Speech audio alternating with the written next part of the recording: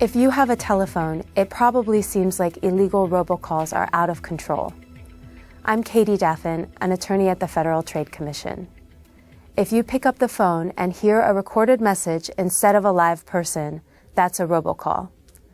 Consumers are getting more and more robocalls, and they are not happy about it.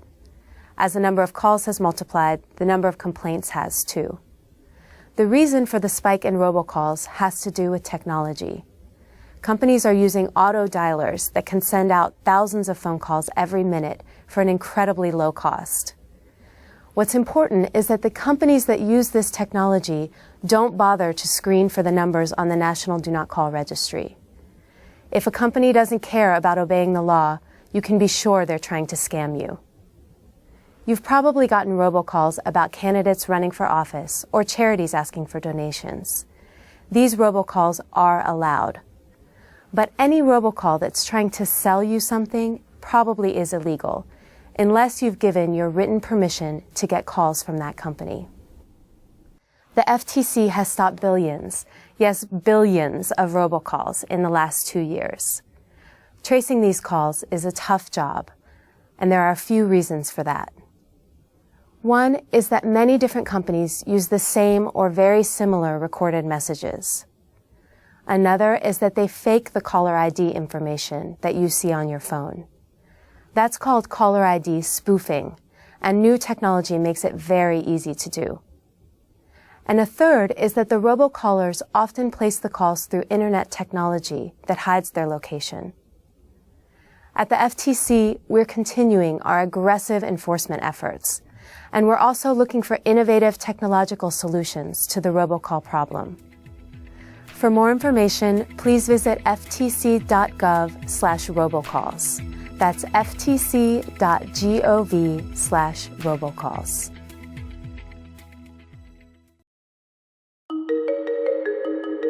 Identity theft happens. It's an unfortunate fact of modern life.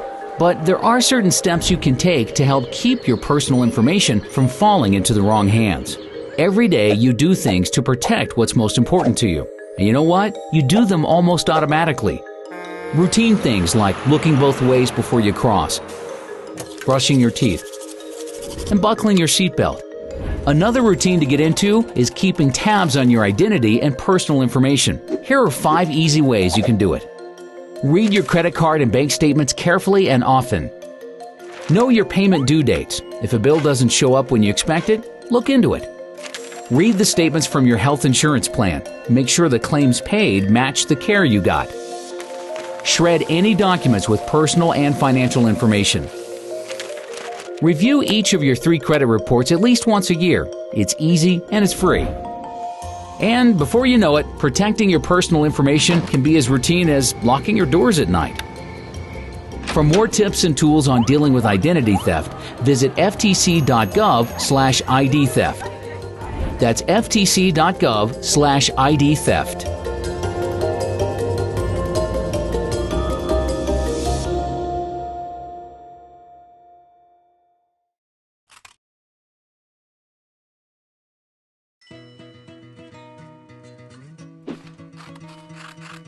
Many hotels, coffee shops, airports, and other places offer free Wi-Fi hotspots.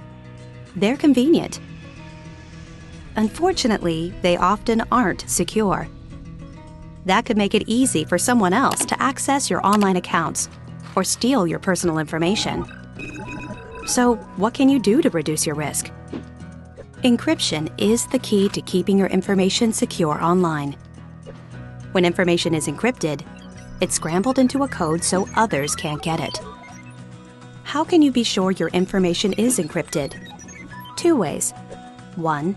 use a secure network to access the internet. Don't assume that a public Wi-Fi network uses encryption. In fact, most don't.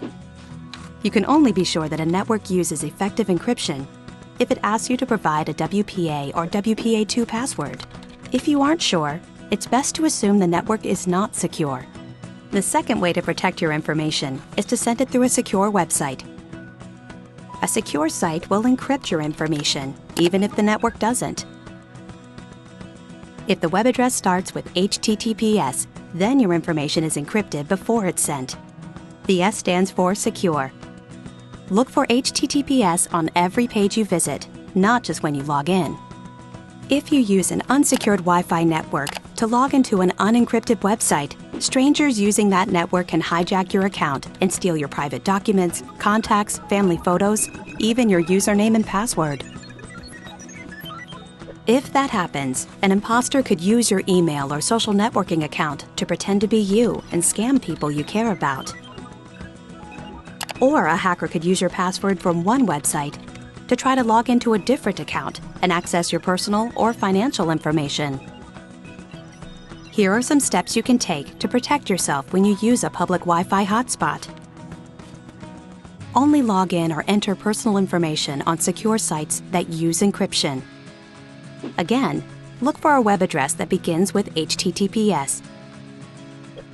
Don't use the same username and password for different sites. It could give someone who gains access to one of your accounts access to many of your accounts. Never email financial information, including credit card, social security, and checking account numbers, even if the network and website are secure. Don't stay permanently signed in to accounts. When you've finished using a site, log out. The bottom line, secure Wi-Fi hotspots require a password. Secure websites start with HTTPS. Remember, it's easy to find trusted information about computer security. Just visit onguardonline.gov, the federal government site to help you be safe, secure, and responsible online. No, I'm not a doctor, and I don't even play one on TV. I'm actually an actor hired by the Federal Trade Commission to show you why it's best to use a healthy dose of skepticism when you see ads for cancer cures. Scary and cruel as it is, there are companies set up to take advantage of people with cancer, promising cures that aren't proven to work and may even be harmful. If you or someone you care about has cancer, the last thing you need is a scam. What's the first thing you need? To talk to your doctor. He or she can tell you about any risks of the product and how it might affect your ongoing treatment or any medications you might be taking. Next, be skeptical of claims for cancer treatment products that you see on the internet. You'll hear about supposedly hot products like Black Sal, Laetrile, and Esiac-T, and how they can provide relief for your symptoms or even a cure for the disease. Other things to be aware of: the word natural. Now, it doesn't necessarily mean safe and effective. Natural can be harmful and ineffective. One size doesn't fit all. All cancers are different, and no one treatment works for everybody.